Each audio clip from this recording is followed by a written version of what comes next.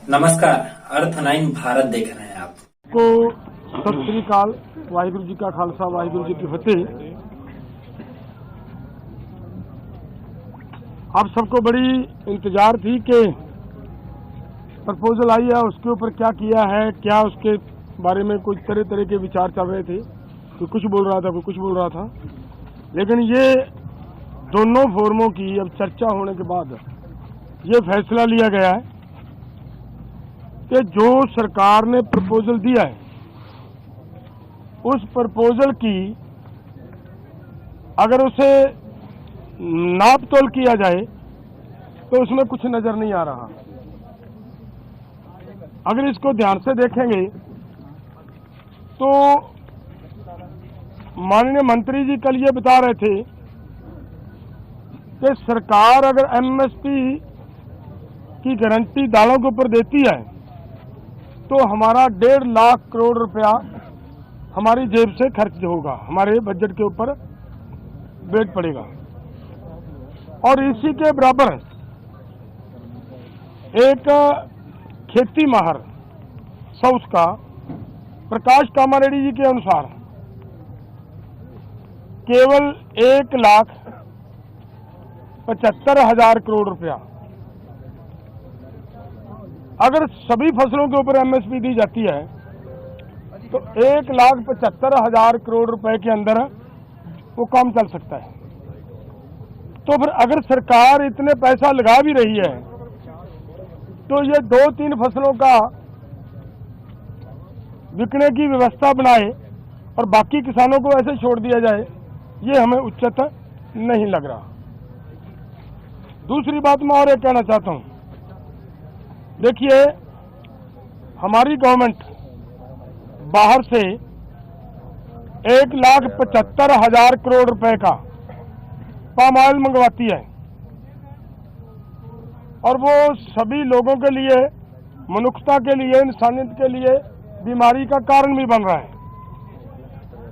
फिर भी उसे मंगवाया जा रहा है। अगर यही पैसा 1,75,00,000 रुपया देश के किसानों को तेल बीज फसलें उगाने के लिए और उनके ऊपर एमएसपी की घोषणा करे सरकार और उसके ऊपर खरीदी की गारंटी बनाए सरकार, तो 1,75,000 करोड़ से उधर के पैसे इधर आ सकते हैं। तो मुझे कहीं पे भी ये नजर नहीं आ रहा कि सरकार के ऊपर कहीं से किसी तरह का बोझ पड़ रहा हो। अगली बात मैं ये कहना चाहता हूं कि जो मैंने कहा कि इसे अगर ध्यान से देखेंगे, स्टडी करेंगे तो इसमें कुछ नजर नहीं आ रहा। उन्होंने ये कहा कि उन लोगों को, उन किसानों को हम दालों के ऊपर और क्रॉप्स के ऊपर जो हमने 6 क्रॉप्स लिए हैं, 5 उनके ऊपर हम खरीदी की गारंटी करेंगे जो डाइवर्सिफिकेशन कर दूसरी क्रॉप्स को छोड़ेंगे। और मेरा इसमें कहने का मतलब है ये उन्हीं को देंगे जिन्होंने धान को छोड़कर मूंग को लगाया होगा। अगर जिन्होंने धान को छोड़कर मूंग को नहीं लगाया, अपने आप नेचुरल मूंग की बिजाई कर रहा है, उसकी खरीदी नहीं होगी। तो इसलिए इन सभी बातों से ये निकल कर आता है कि इसमें से कुछ किसानों को लाभ होने वाला नहीं है। हमारी मांग है कि पूरे देश के किसानों की 23 फसलों के ऊपर हमारी सरकार एमएसपी अनाउंस करती है। जो 23 फसलों के ऊपर एमएसपी की अनाउंसमेंट होती है वो इन्हीं के ही सीएसीपी की सिफारिशों के ऊपर होती है। और जब वो देती है सरकार हमें सीएसीपी के अनुसार एमएसपी का मतलब होता है मिनिमम सपोर्ट प्राइस को और गहनता से उसकी पड़चोल करोगे तो उसका मतलब ये होता है कि कम से कम आपको जिंदा रखने के लिए, आपको स्टैंड रखने के लिए एक सपोर्ट दी जा रही है।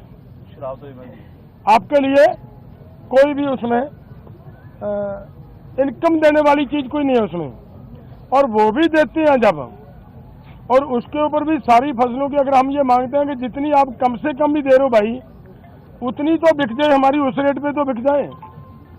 और उसके लिए भी वो गारंटी का कानून ना दें तो इसका मतलब देश का किसान इसी तरह लूटता जा रहे, तो वो हमें स्वीकार नहीं है। इसलिए इन सभी तथ्यों के हिसाब से हम दोनों फोरमों ने आज बैठकर चर्चा करने के बाद ये फैसला लिया है कि ये जो प्रपोजल आई है, ये प्रपोजल किसानों के पक्ष की नहीं है, किसानों के हित की नहीं है, और इसके अनुसार हम इस प्रपोजल को रद्द करते हैं। जब लोग कहते थे सोने के आभूषण में कभी पारदर्शिता नहीं हो सकती, लेकिन आज 100% वापसी का भरोसा सोना महल से ले रहे हैं। हमने करके दिखाया।